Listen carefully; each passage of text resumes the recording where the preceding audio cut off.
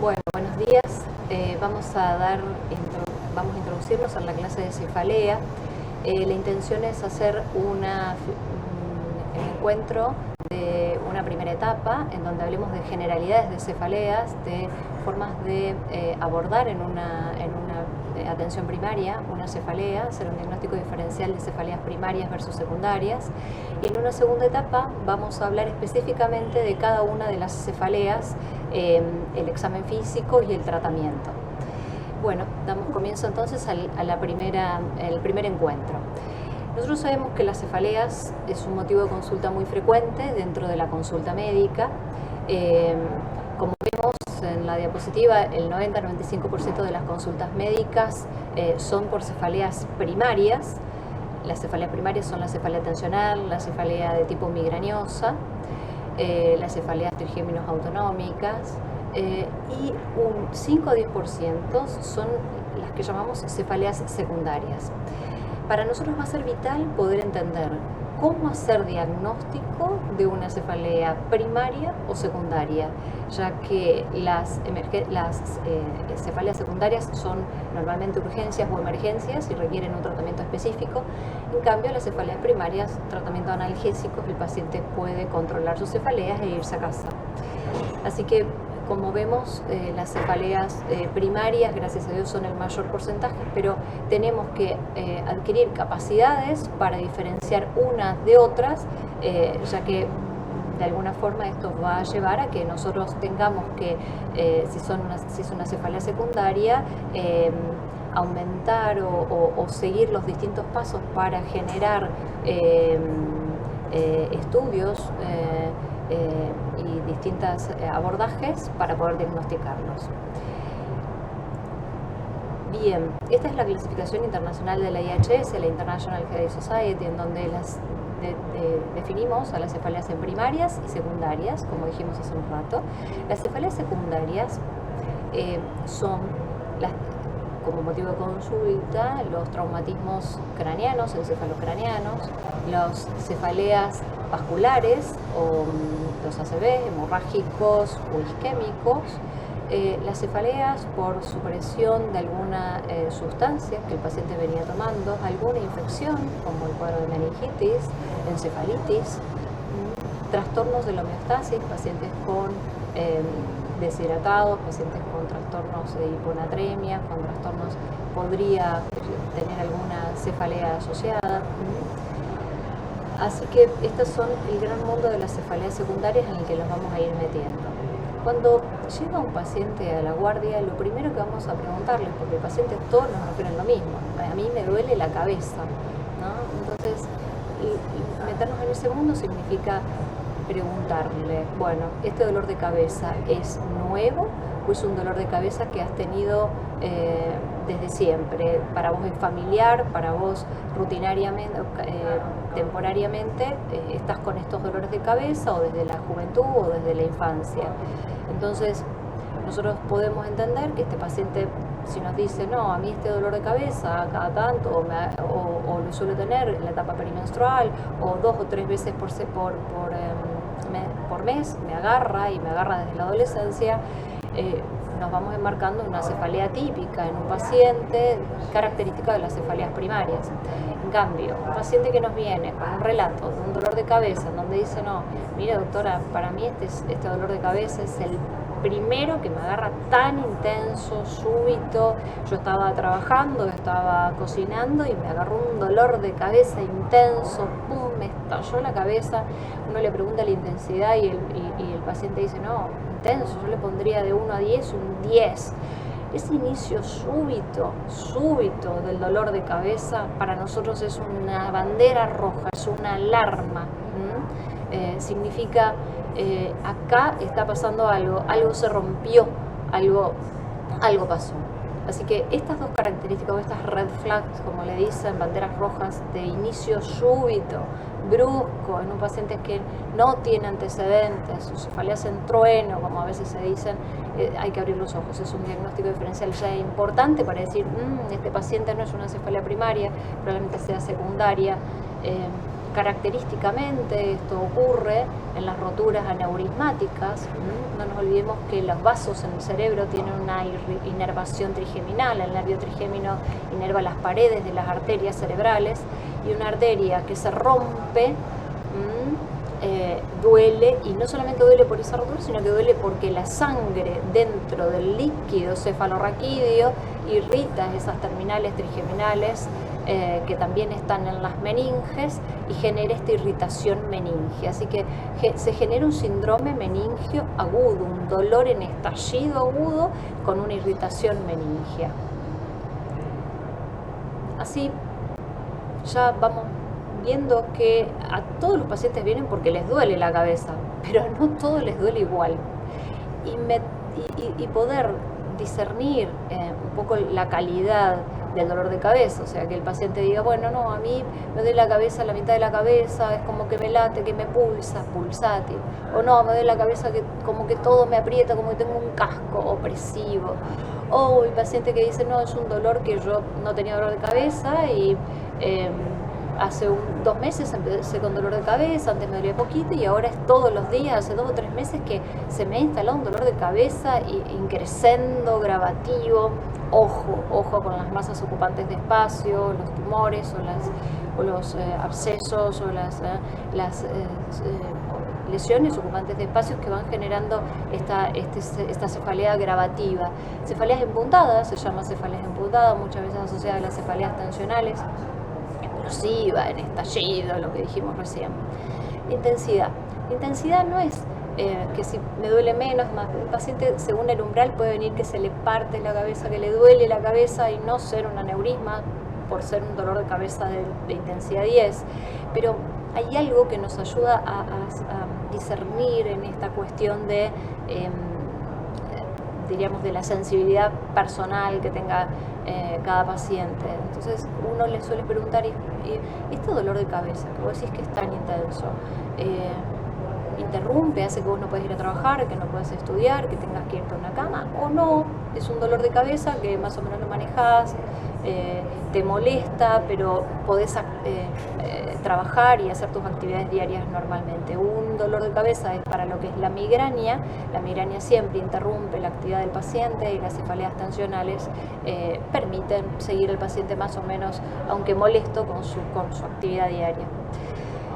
Síntomas asociados es otra cosa que vamos a preguntar. Bueno, vos, aparte de tu dolor de cabeza, ¿te molesta la luz? ¿Te molestan los ruidos? O sea, fonofobia, sonofobia, estás con náuseas, vómitos, esto de la irritación del ojo rojo típico, el síndrome de Horner, no lo vamos a preguntar, sino que no, porque el paciente es muy difícil que vea la miosis y el enoftalmo, pero hay algún edema palpebral, el ojito se pone rojo, hay lagrimeo, goteo nasal, algún síntoma asociado a tu dolor de cabeza, un poco para las trigéminos autonómicas o para las migrañas, ¿sí? Y después todos los agravantes, ¿no? Los jaquecosos se quejan de esta fotofobia, sonofobia, si toman alcohol les da dolor de cabeza, los periodos menstruales, ¿no? Bien, así que todo esto es importante ir preguntando para meternos un poquito en entender esto, que todos le vienen con el mismo síntoma, en que le duele la cabeza, pero ese dolor de cabeza no es lo mismo en cada uno de los pacientes. Entonces, bueno, ya más o menos nos fuimos orientando con el interrogatorio, y lo próximo que tenemos que hacer con el paciente es hacer el examen físico.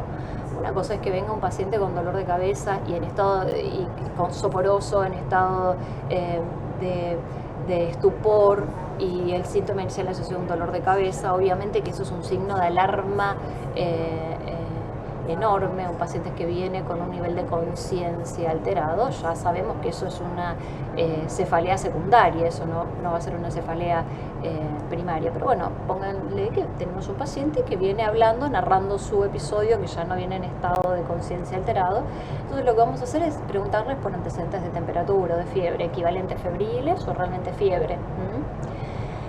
Está bien que la temperatura de por sí, yo tengo una angina cultácea y tengo dolor de cabeza, voy a estar con fiebre y me va a doler la cabeza. No voy a pensar en una angina cultácea que tengo fiebre y dolor de cabeza que encima tiene una meningitis. O sea, viene un paciente con fiebre y tiene dolor de cabeza, el síndrome febril de por sí puede dar dolor de cabeza. Lo primero que tengo que hacer es, bueno, te arde la garganta, tenés tos, tenés catarro, te duele la panza, estás con diarrea, estás con ardor para orinar, tenés alguna lesión en piel, estás con algún absceso dentario. O sea, trato de ver algún foco infeccioso. Cualquier foco infeccioso que logre encontrar me justifica la fiebre y el dolor de cabeza, no voy a ir a buscar una meningitis, ¿no? Tengo el foco de donde viene esa fiebre con ese dolor de cabeza que se asocia a la fiebre. Ahora, estoy en un consultorio y el paciente tiene fiebre con dolor de cabeza y no le puedo encontrar foco infeccioso.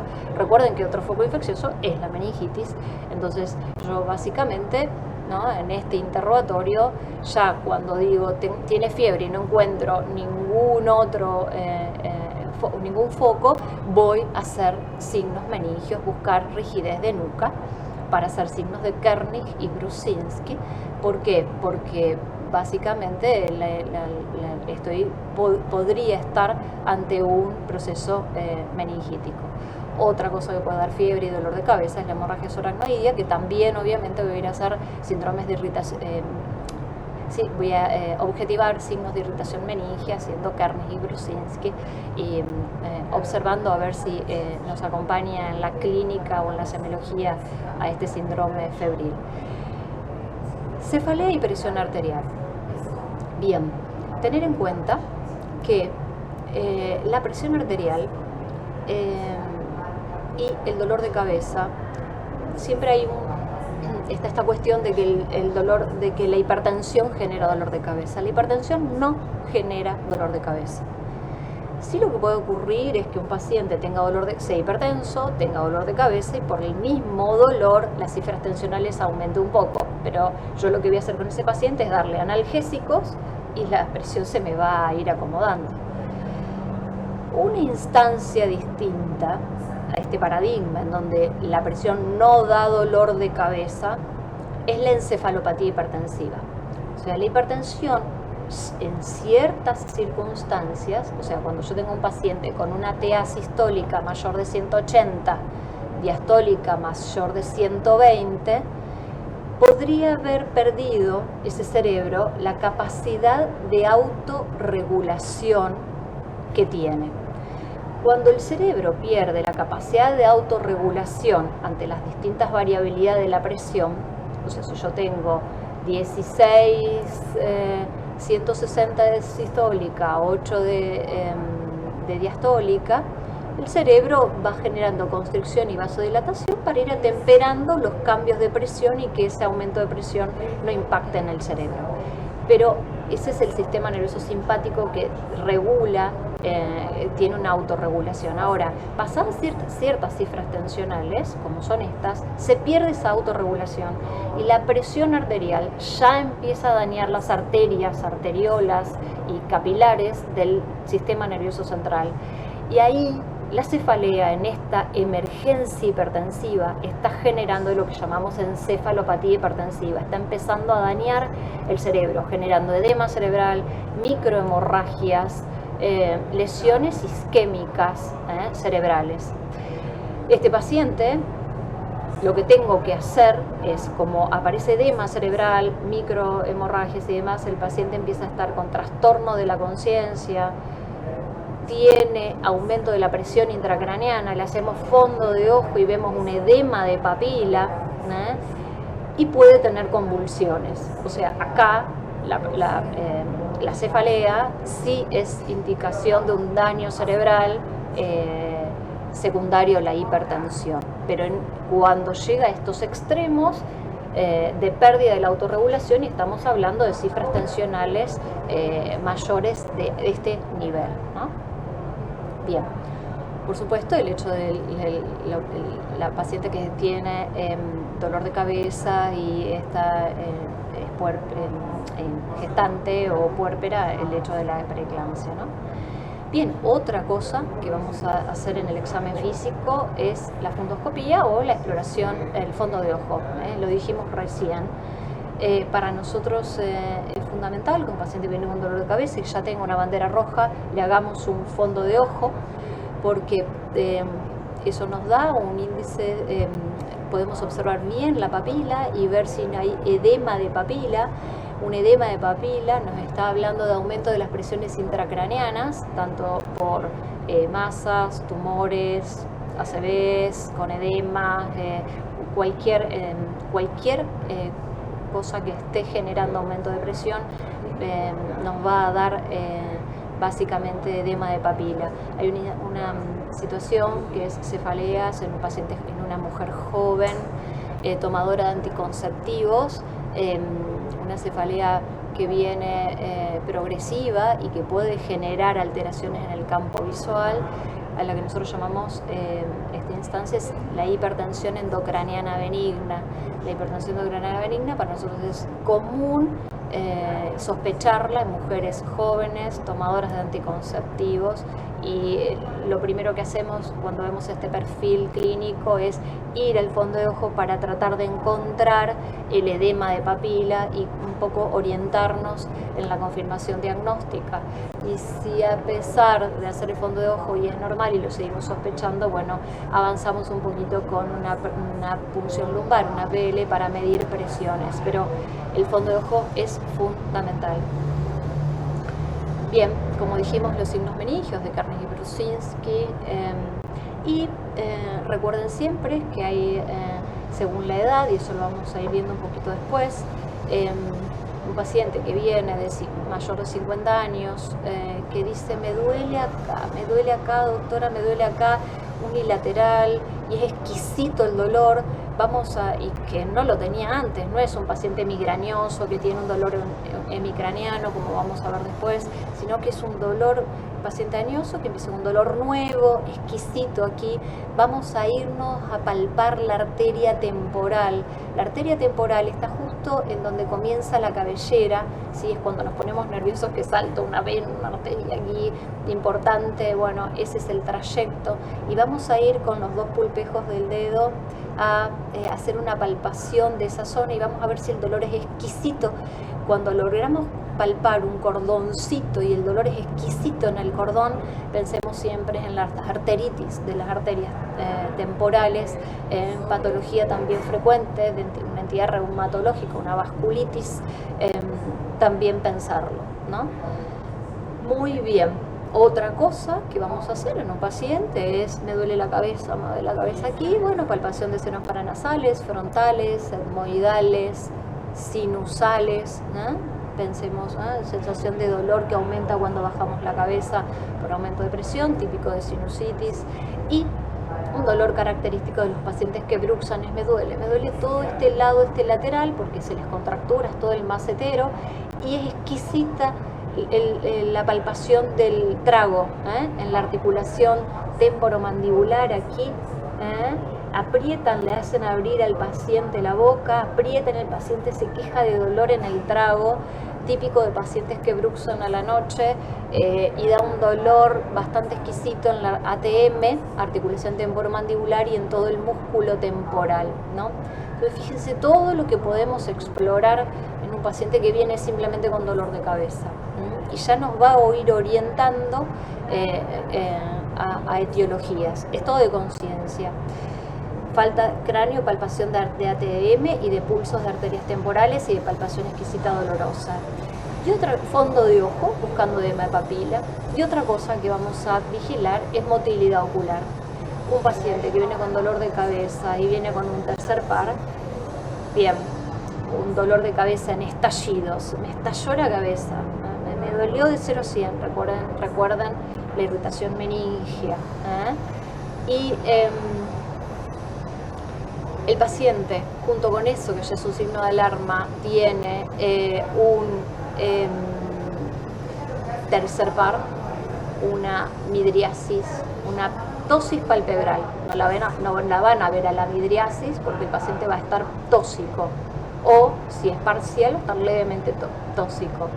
Una ptosis palpebral, y cuando le levantan el párpado al paciente tiene una midriasis y el ojito hacia afuera porque está tironeado por el sexto par, que funciona muy bien, ya que el tercer par inerva al recto interno, al recto superior, al recto inferior y al oblicuo menor.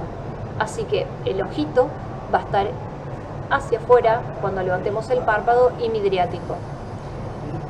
Ese compromiso de tercer par es porque los aneurismas de la arteria comunicante posterior, cuando se agrandan, se agrandan y se rompen y generan una hemorragia subaracnoidea, o en ese agrandamiento generar como un efecto de masa y comprimir el tercer par, que pasa justo por debajo de la comunicante posterior, entre la cerebral superior, cerebelosa superior, pasa justo por ahí, y por ahí al costadito pasa la comunicante posterior. Entonces todos los aneurismas, que es una localización bastante frecuente de los aneurismas, pueden comprimirnos y afectarnos el tercer par y darnos una cefalea con tercer par. Eso para nosotros, chicos, es levantar el teléfono y llamar al neurólogo o al hemodinamista de urgencia. Neurólogo para una evaluación y posterior derivación al hemodinamista, ¿no? El sexto par, otro par craneano que puede afectarse, dolor de cabeza con sexto par, o sea, el ojito va a estar hacia adentro, tironeado por el recto interno. El sexto par es un nervio muy largo, sale de tronco cerebral, va a ángulo pontocerebeloso, monta peñascos, se mete en el seno cavernoso, va navegando al lado de la arteria carótida. Como es un nervio tan largo, cualquier aumento de presión intracraneana es transmitido a ese nervio que se afecta, así que un sexto par para nosotros es alcahuetes de síndrome de hipertensión endocraniana. Así que, ¿no?, una cefalea con un sexto par, otra urgencia neurológica, llamar al neurólogo, acá está pasando algo en esta cabecita, no es una cefalea primaria, no es una cefalea primaria. Así que vamos aprendiendo distintos tips a cómo leer una cefalea en un consultorio, en una guardia. Entonces, fíjense que vamos viendo cuáles pueden ser las red flags o las banderas rojas para ir metiéndonos en el mundo, para ir metiéndonos en el paciente en el que voy a seguir con tales estudios, o voy a pedirle neuroimágenes, o voy a llamar al neurólogo, o sea, voy a seguir estudiándolo y no me voy a quedar tranquilo. Así que pacientes con inicio brusco, primera crisis o la peor, con un examen neurológico anormal, como aprendimos recién, obviamente con compromiso de la conciencia, una cefalea hemicránea que no cambia de lugar,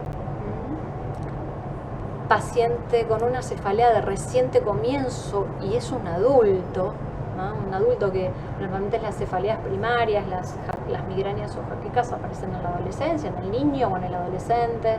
La cefalea tensional ya nos vamos introduciendo en la adolescencia o en la juventud, o puede aparecer más en el adulto, pero es más normal que todos hayamos experimentado cefaleas tensionales de temprana edad. Entonces, un paciente que no es de tener dolor de cabeza y empieza con un dolor de cabeza, es un dolor de cabeza nuevo, es algo que nosotros estudiamos. Y por otro lado, la rápida progresión. Un paciente que tal vez tenía dolor de cabeza, era un jaquecoso, tenía sus cefaleas, sus migrañas cíclicas, pero ahora, que eran una por mes o perimenstrual, o 2 o 3 episodios mensuales o 3 episodios anuales, y ahora viene todos los días con dolor de cabeza. O sea, esa cefalea cambió. Ese paciente que tenía una cefalea primaria, pero algo cambió. Ojo. Entonces, qué importante es el interrogatorio. Eso puede ser, eso para nosotros es cefalea que se estudia. Bien, esto es una primera introducción dentro del capítulo de cefaleas, cefaleas en una atención primaria, cómo hacer un examen físico, cuándo sospechar una cefalea secundaria, que está bien que son menos frecuentes, pero son las que necesitamos seguir estudiando y haciendo exámenes complementarios para llegar al diagnóstico. Y ahora lo que vamos a hacer en el próximo encuentro es reseñar cada una de las cefaleas para poder entenderlas